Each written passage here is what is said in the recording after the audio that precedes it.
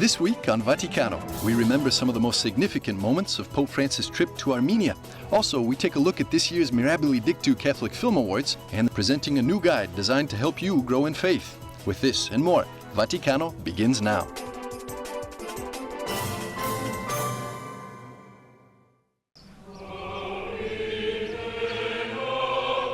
At the end of June, Pope Francis visited Armenia, the first Christian nation in history. Located in the heart of the Caucasus, the biblical land of Armenia converted to Christianity in the year 301. For the 3 days that the trip lasted, there was a concrete sentiment of its ecumenical character, a desire to deepen the common roots that unite the two Christian churches, the Armenian Apostolic and the Catholic, separated essentially by the issue of the primacy of the Bishop of Rome, but dogmatically the same. On June the 24th, at 3 in the afternoon, the Pope's airplane touched down at the international airport of Yerevan, the capital of Armenia. As a sign of closeness and fraternity, during his stay, the Pope didn't stay in a nunciature, but was a guest of his brother of the faith, Karakin II. And for this reason, his first stop was the headquarters of the Patriarchate of Echmiadzin. There in the cathedral of the Armenian Apostolic Church, built over the foundations of the first great Christian church, the Pope prayed for the unity of Christians. The patient and enduring commitment to full unity, the growth of joint initiatives, and cooperation between all the Lord's disciples in service to the common good. All these are like a radiant light in a dark night, and a summons to experience even our differences in an attitude of charity and mutual understanding. The exploitation and manipulation of faith, for it requires us to rediscover faith's authentic roots, and to communicate, defend and spread truth with respect for the dignity of every human being, and in ways that reveal the presence of the love and salvation we wish to spread. When our actions are prompted by the power of Christ's love, understanding and reciprocal esteem grow. A fruitful ecumenical journey becomes possible, and all people of goodwill and society as a whole are shown a concrete way to harmonize the conflicts that rend civil life and create divisions that prove hard to heal. The successive meetings that day were marked by the memory of what Armenians call Metz Yeger, the great evil, the killing of 1.5 million Armenian citizens at the hands of the Turkish government 100 years ago.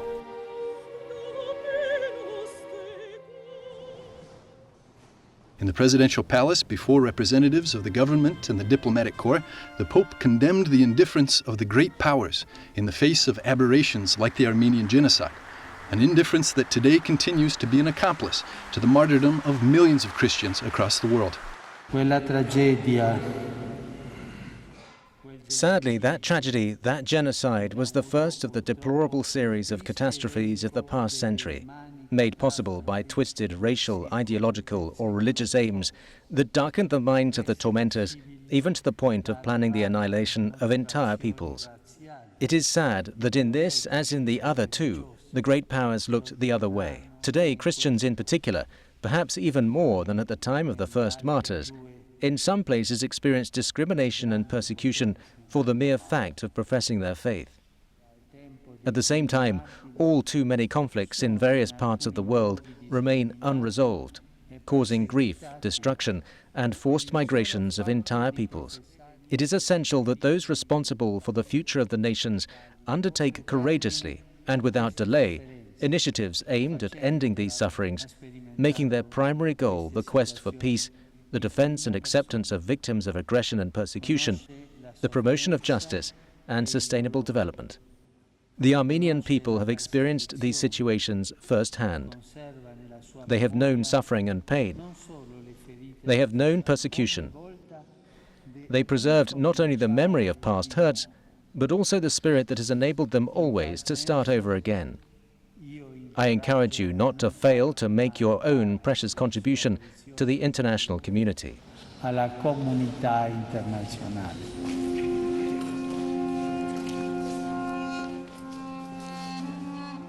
The second day of the trip started with a visit to the monument dedicated to the memory of the Armenian genocide. Before the eternal flame, always alit in remembrance of the victims, the pontiff asked that humanity not forget tragedies like this, and that we may know how to win over evil with the good. After some minutes of silence, the Pope and Karakin II headed to the open space at the memorial. There, with Mount Ararat in the distance, the two religious leaders planted a tree as a sign of fraternity and remembrance of the visit. At the end of the event, the pontiff greeted a dozen descendants of the 400 Armenian children who in 1915 were saved and given shelter in the pontifical residence of Castel Gandolfo by Pope Benedict XV.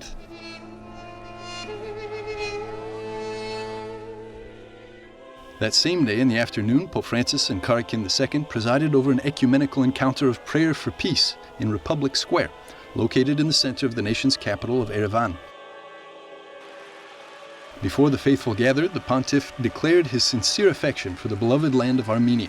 He called it a valiant nation, example of loyalty and strength for Christians in the entire world. Here I would again state that your sufferings are our own. They are the sufferings of the members of Christ's mystical body. Not to forget them is not only right, it is a duty. May they be a perennial warning lest the world fall back into the maelstrom of similar horrors. At the same time, I recall with admiration how the Christian faith, even at the most tragic moments of Armenian history, was the driving force that marked the beginning of your suffering people's rebirth. That is your true strength, which enables you to be open to the mysterious and saving path of Easter. Wounds still open, caused by fierce and senseless hatred, can in some way be configured to the wounds of the risen Christ, those wounds that were inflicted upon him, and that he bears even now impressed on his flesh. He showed those glorious wounds to the disciples on the evening of Easter, full wounds suffered on the cross, transfigured by love, have become a wellspring of forgiveness and peace. Even the greatest pain, transformed by the saving power of the cross, of which Armenians are heralds and witnesses, can become a seed of peace for the future. The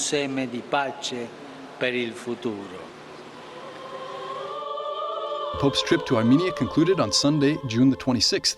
Among the different events in which the Pope participated, the celebration of the Divine Liturgy in the Armenian cathedral stood out. During his speech, the pontiff bid farewell to the nation and appealed once more for the unity of all Christians. May the Armenian Church walk in peace, and may the communion between us be complete. May an ardent desire for unity rise up in our hearts, a unity that must not be the submission of one to the other or assimilation, but rather the acceptance of all the gifts that God has given to each. This will reveal to the entire world the great mystery of salvation accomplished by Christ the Lord through the Holy Spirit. Let us respond to the appeal of the saints. Let us listen to the voices of the humble and poor, of the many victims of hatred who suffered and gave their lives for the faith. Let us pay heed to the younger generation who seek a future free of past divisions. From this holy place may a radiant light shine forth once more. And to the light of faith, which has illumined these lands from the time of St. Gregory, your father in the gospel, may there be joined the light of the love that forgives and reconciles. At 5 in the afternoon, an hour before boarding his return flight, Pope Francis wished to pray in the Khor Virap Monastery, one of the most important sacred places in the nation. At less than 30 miles from the capital, very close to the Turkish border and at the feet of the biblical Mount Ararat, this monastery hides the well where St. Gregory the Illuminator remained imprisoned by King Tiridates III, persecutor of Christians, for more than 13 years. After praying in the chapel, they went to the monastery's scenic overlook, where they liberated 2 doves in the direction of the biblical mount as a sign of unity and peace.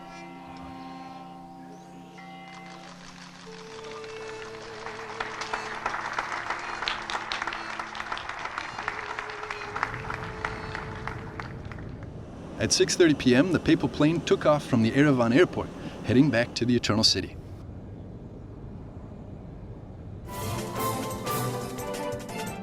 Thanks for watching. Stick around for more on Vaticano.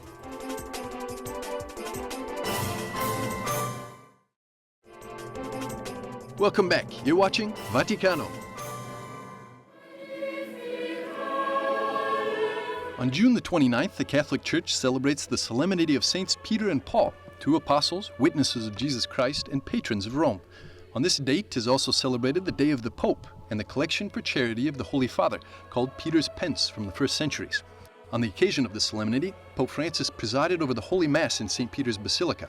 During his homily, the Pope highlighted the importance of not opening ourselves up to dangers and not closing in on ourselves as a church. He said that prayer is a way of not closing in on oneself. Prayer allows the grace of opening up a way out, from the closure to openness, from fear to courage, from sadness to joy. And we can add, from division to unity. Yes, we say it today with confidence together, with our brothers from the delegation sent by the dear Ecumenical Patriarch Bartholomew to participate in the Feast of the Holy Patrons of Rome, a feast of communion for the entire Church, as proves also the presence of the Metropolitan Archbishops who have come for the blessing of the palliums, which will be imposed on them by my representatives in their respective sees. Also during the celebration, as is tradition, the consignment of the Archbishop's palliums took place. They will be worn by the new Archbishops appointed so far this year. The Archbishop's pallium is a band of white wool decorated with 6 crosses in black silk. The wool belongs to the lambs that the Holy Father blesses each year on the feast of St. Agnes, which her name is associated with Agnus, which means lamb. This ornament is given to the bishops to stand as the lawful successors to the apostles and heads of the diocese of which they are pastors. Its delivery attaches great responsibility and commitment to the pastor for his flock. Following the conclusion of the Mass during the Angelus, the Holy Father addressed those present from the window of the Apostolic Palace. Before saying goodbye, the Pope strongly condemned the terroristic attack that the night before had spread terror in Turkey. Ieri sera a Istanbul. Yesterday evening in Istanbul, there was a heinous terror attack, which has killed and wounded many people. Let us pray for the victims, for their families, and for the dear Turkish people. May the Lord convert the hearts of the violent and sustain our steps on the path of peace. Let us all pray in silence. Preghiamo tutti in silenzio.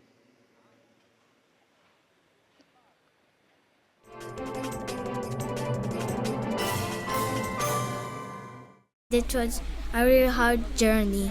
The most difficult part was sleeping on rocks and climbing up mountains and down mountains, up and down, and on the boat. For this 7-year-old boy, the journey started in Syria. He traveled to Turkey, then to Greece, and then to Germany. He now lives in Berlin and attends the Nelson Mandela School, which has students from more than 60 countries. I'm happy to be in Germany because there's no war. Migrant and refugee issues were discussed during June at the UN Human Rights Council's 32nd session here in Geneva. Education remains one of the most effective instruments to overcoming the negative causes of migration and to remedy the suspicion, indifference, and prejudices experienced by many migrants. There is an urgent need for more knowledge sharing to ensure cultural and social integration. We say teaching, educating, but it's already accepting. In Italy, people say, "What do you do for migrants?" We teach them in Italian. That's good. This is the first thing, that if you approach somebody who is coming, must be educated. If he stays ignorant as used to be, or with the mentality that's not adapted, he will be excluded. These days, celebrities support and draw attention to refugees. This is worldwide acclaimed singer, humanitarian and UNICEF Goodwill Ambassador Nana Mouskouri, visiting refugees in Greece.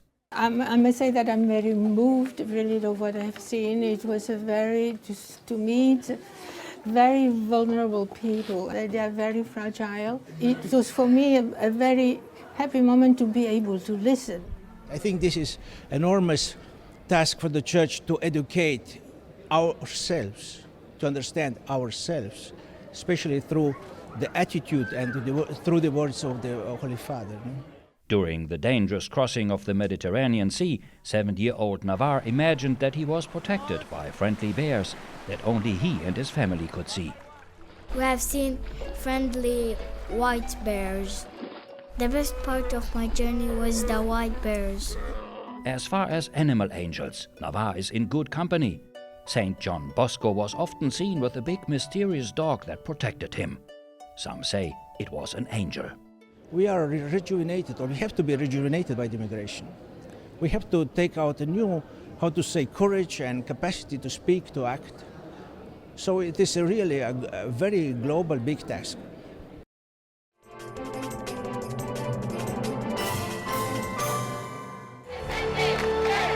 Pope Francis was in Paraguay exactly 1 year ago this month. From July the 10th to the 12th, 2015, he spent busy days between a variety of events, a youth rally, masses, and other visits in the capital city of Asunción and the shrine of Our Lady of Cacupe. And for Paraguayans, the Pope's visit is still fresh in their minds. The nation's ambassador to the Holy See, Esteban Kriskovich, was with the Holy Father there nearly every step of the way, and he's still counting his blessings. Fue una visita extraordinaria que verdaderamente bendijo a nuestro pueblo. It was an extraordinary visit that really blessed our nation and was a moment of unity for the entire country. We lived from the simplest people up to the highest national authorities, a moment of enjoyment, of happiness, of youth and unity that brought the whole Paraguayan people close to the Catholic Church, close to Jesus Christ, through the Holy Father. La Iglesia Católica es cerca de Jesucristo a través del Santo Padre. Paraguay shares a border with the Pope's native Argentina, so thousands of his fellow countrymen made the trip over the border to participate as well. It was the closest he's been to his old home since his election to the pontificate, and you could feel the emotion. The visit is still bearing fruit, especially for the younger generations. Sobre todo en la juventud. The Holy Father especially gave a very interesting, spontaneous message to all the young people. Make a mess, but organize it well. It's to say, may all your anxieties come out, all of the desires for change, but at the same time a responsibility to work well, in an organized fashion, so that everything might be constructive. And that is what we're now feeling in our country. Para que todo sea constructivo. Y eso es lo que ahora estamos sintiendo en nuestro país. To remember the occasion, a documentary was presented in Rome on the highlights of the Pope's 3-day sojourn. For the film's producer, there are two main messages that remain, tailored to reach the people of Paraguay deeply. Y bueno, que uno tiene que abrir el corazón para recibir al prójimo siempre. One has to open one's heart to always receive one's neighbor. The house of a person has to be at the disposal of the people who most need support. Those type of things. Also the Paraguayan woman, the most heroic of America. That really went deep, profoundly in all of us, and in all of those South Americans that reached Paraguay in those days. There was no question of jealousy, because many read that as if it contemplated the Paraguayan woman, and not what women did in their own countries or are doing in their countries. It didn't go there, but he recounted the history of that and put emphasis on the Great War, and that it was thanks to women that the nation was rebuilt. This was his message. The heroic women of Paraguay received from the Pope that support, that boost, that recognition. I think that is fantastic. Del Papa ese apoyo, ese empujón, ese reconocimiento, yo creo que eso es fantástico. The visit to Paraguay was his 8th trip abroad and also included stops in Ecuador and Bolivia.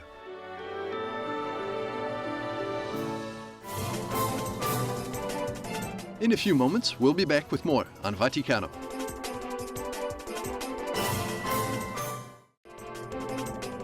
More on Vaticano begins now. With World Youth Day 2016 in Krakow, Poland, less than a month away, many are mobilizing to help it match the success of years past. And success isn't just the measure of the number of pilgrims who attend, but the encounter of faith, experience of the universality of the Church, and life-changing catecheses they receive. Back at World Youth Day in Madrid in 2011, the Youth Catechism, or UCAT, was distributed for the first time. The idea was to help extend that experience and knowledge of the faith into young pilgrims' homes. Now the UCAT has a sibling that aims to inspire young people to take their faith into the streets. I'm proud to present, after the UCAT, also the Dukat. Dukat is a short for to-do catechism. Short after 2011, we published the UCAT, all about the world. We got an email from the States. Young people told us, now we have the doctrine of the Church, and now we know what faith is, what to do, yeah. please do a Dukat. And this funny idea was being realized for about several years. The Dukat was an idea because social doctrine or social teaching of the church is something when you ask young people, hey, do you know the social teaching? Oh, it's so boring, it's so complicated to study. So what's our profession at the Dukat Foundation is to make the teaching of the church readable and attractive for young people without changing the content in the manner of the sense. It's Bernhard and Christian's mission to make Catholic social doctrine more accessible to young people. That's why they involved youngsters themselves in the design and creative process of this Dukat. We made a great photo contest. Over 3,000 pictures from young people. People came to us and they offered us to do the book, and they will like it to see the book, to see their person in the book. It's very important that they feel involved with that. Yeah. So, and you see on the side, you see a main text with question and answer. You see funny illustration. You will see also quotations. This is from John Henry Newman. This is from Pope Benedict. And you see from the Bible supporting quotations. And after any chapter, you'll find short, most important quotations from social doctrine since Leo XIII, yeah, up to Pope Francis. The book is divided into 12 chapters on everything from family and work life to protecting creation and promoting peace, all meant to engage young people with the world around them, guided by Catholic teaching. The creators had the chance to present it to Pope Francis in the Vatican on June the 17th, and it will be the Pope who will launch the Dukat this year, giving it as a gift to pilgrims at World Youth Day, hoping it will inspire new generations to go out and do good works in Christ's name. He's a great motivator. He's a fighter for new society, for a new world, and he will set on fire the young people. And he dreams of a revolution, of a Christian revolution, and Dukat is like the revolutionary program. What to do? Yeah, what to do? This. And it won't just be a book this time. Expect the Dukat app coming to smartphones worldwide at the end of July.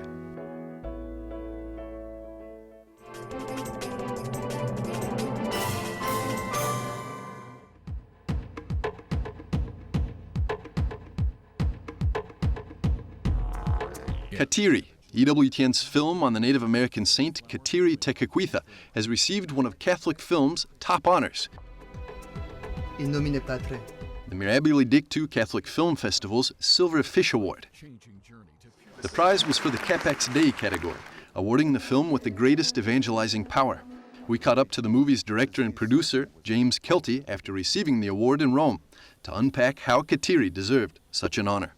The network and I thought that Kateri would be a wonderful subject. She's the first Native American saint. She hadn't been canonized yet when we originally conceived of the project, but we thought it was a really good project to tell the story of the church in North America. Kateri is the story of a woman of great force and power. Even though she only lived 24 years, her life was so impactful of those she lived with that by the time she died, she was already a legend. And immediately a following developed around her. She was considered immediately to have spiritual power for healing. Many of the natives who lived in the Kanawake region of Canada where she had died immediately became obsessed with the idea of having contact with her and accessing her healing power. The movie tells the story of the 17th century saint's adult life. The daughter of a Mohawk warrior and an Algonquin mother, she suffered the effects of smallpox and the tail end of 50 years of war between the Native Americans and the European colonists. Kateri sees the arrival of French Jesuit missionaries to her village, and through the heroic evangelizing work of one missionary, Kateri converts to the Catholic faith. She becomes enamored with Christ and the Blessed Sacrament. She dies young, completely devoted to Christ, a model of sanctity. Today, 350 years later, Kelty sees plenty of reasons Kateri's example of holiness can also be attractive to new generations through this film. I think the film would appeal, first of all, to young women. Kateri was someone who had to find her identity in a complex society, in a complex changing world. and that's what young women today have to do. I think it would appeal to parents who are worried about how their children are going to find their way in a complex and changing world. And I think it's going to appeal to people who enjoy a good historical epic story. And I think we've got one here. The Film Awards director, Liana Marabini, thought so too. She chose Kateri for this prize out of more than 1,000 candidate films. When I saw the film EWTN in co-production did, I was really impressed by the beauty of the script, the fact that Kateri was explained with all her story. And she's very inspiring through her faith and through her strength. And I think that she can be such an example for everybody watching this film. And above that, the film has a very high quality, technical quality, beautiful performing of the actors, and very, very beautiful places, the locations where it was shot. So it is really a film to be seen and to be distributed, I think, all over the world.